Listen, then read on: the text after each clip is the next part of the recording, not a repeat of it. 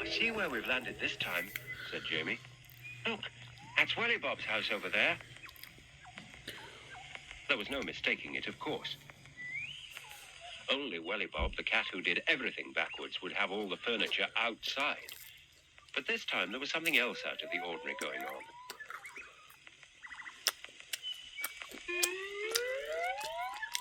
Every now and then, a funny round object would float into the air from behind the house. Oh, Jangs, come away up here, you stupid spruit, said Welly Bob's voice from behind the hedge. Stupid spruit? Said Wordsworth. Whatever's a stupid spruit? Jamie had no idea. But then they heard the most awful gasping noise coming from the other side of the hedge and decided to investigate. There was Welly Bob, tearing round the garden like a mad thing, and the noise was coming from a bicycle dump. Oh, Jangs, Welly Bob was grumbling away to himself. oh, dearie, dearie me. As Wordsworth smiled dreamily at one of Welly Bob's marrows, he was particularly fond of stuffed marrow, Jamie asked the backwards cat what he was doing. Oh, goodbye, Jamie. I'm getting ready for the Cuckoo Land annual garden fete, he said.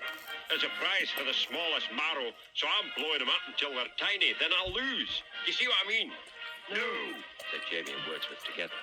But I sees that marrow, thought Wordsworth. I'll show you, said Welly Bob, and with that he connected the bicycle pump to the little marrow that Wordsworth had his eye on and started to pump. You see, this way, I'll be disqualified for cheating, said the cat cheerfully. and then I'll lose. That's what any backward cat would want. Cuckoo, said Wordsworth. bloomin' cuckoo. All the same, as the marrow swelled and swelled, he could see his favourite dinner in his mind's eye, starting to lift off the ground. Suddenly, Welly Bob gave a shout. Oh, there goes my marrow. Oh, lummy, there goes my dinner. There goes my dog. Wordsworth wasn't going to lose his dream marrow for all the bones in Gloucestershire, so he'd made a great leap for it and landed on top of the thing as it drifted out of Welly Bob's garden and into the Cuckoo Land sky. Poor Manson Jamie. Here, quick, said Welly Bob. Jamie stood on Welly Bob's shoulders and stretched desperately out towards the airborne Wordsworth. I can't quite reach, he called. Quick, forward! And that was a mistake because Welly immediately shot off backwards and... Whoa! Jamie fell into the tomato patch and onto a tomato. Come on, Welly Bob, follow that marrow, Oh, well, said the cat. always wanted to be a sailor. Soon there were 3 unidentified flying objects in the Cuckoo Land sky. One was Jamie, one was Welly Bob, and the one in the lead was Wordsworth. Oh, I'd be just a natural racer, He said modestly. Take anything I can help. Help, said Jojo Help, shooting up through a cloud. Who wants...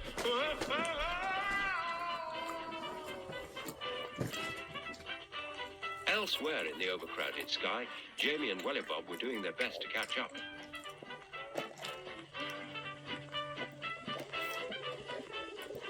Look, Welly Bob, the submachine.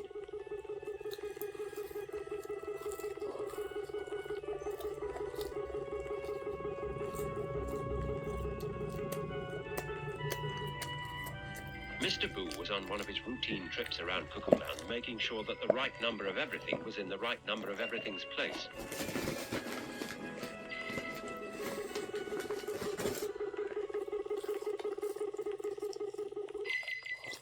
Now, yes, he said.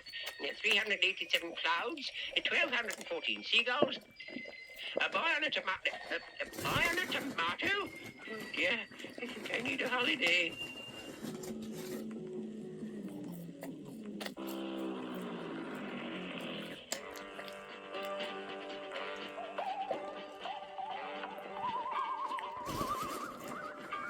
It needed quite a bit of skill to steer the flying tomatoes past the submachine, and as it was, Welly Bob's got caught in the downdraft from the sub's brolly-prop and ended up doing some unexpected aerobatics.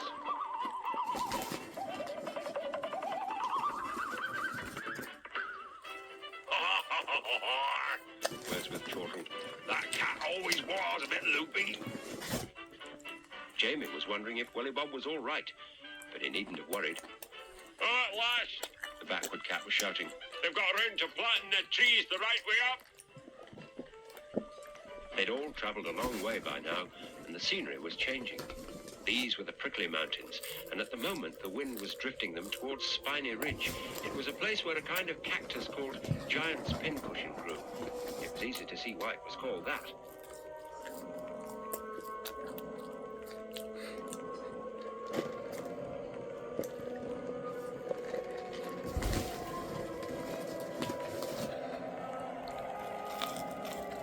But Wordsworth's Marrow was heading straight for the prickliest spot of all. He shouted.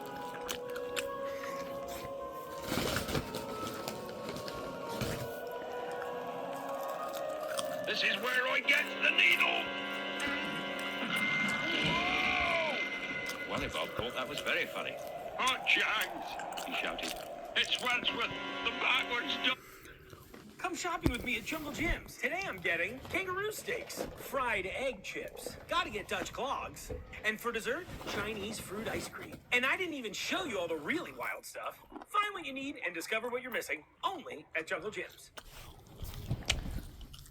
Come shopping with me at Jungle Jim's. Today I'm getting kangaroo steaks, fried egg chips, gotta get Dutch clogs, and for dessert, Chinese fruit ice cream. And I didn't even show you all the really wild stuff. Find what you need and discover what you're missing, only at Jungle Jim's. Backwards dog. Hey! Oh, no!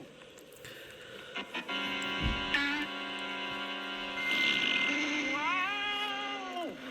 In a matter of moments, what had been a pleasant, graceful scene became the Cuckoo Land Flying Circus. Oh!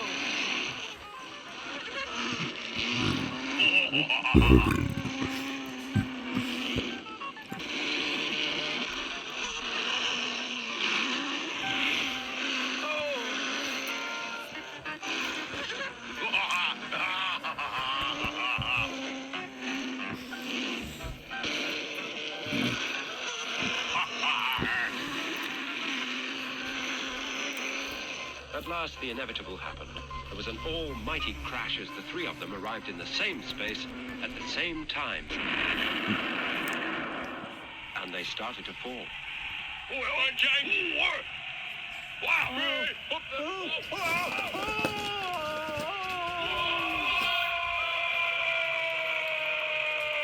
It was just as well that Jamie wasn't the sort of boy to panic. He held tightly onto the magic torch, set the controls, and as Cuckoo Land rushed to meet them, pressed the switch. Instantly, a trampoline sprouted out of the ground. They hit it fair and square in the middle. It was like going from the top to the bottom of the Empire States Building and back over and over again.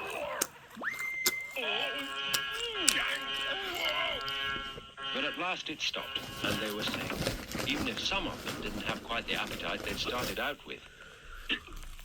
A good night's sleep, though, and he'd be right as rain.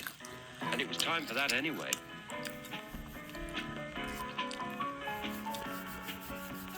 Welly Bob wouldn't hear of Wordsworth apologizing for the damage he'd caused either. You've been great. Smash my Mara to pieces. Now I'm bound to lose. And Jamie and Wordsworth waved goodbye as they worked out what he meant. Aye, Said Welly. hello. Don't come again soon.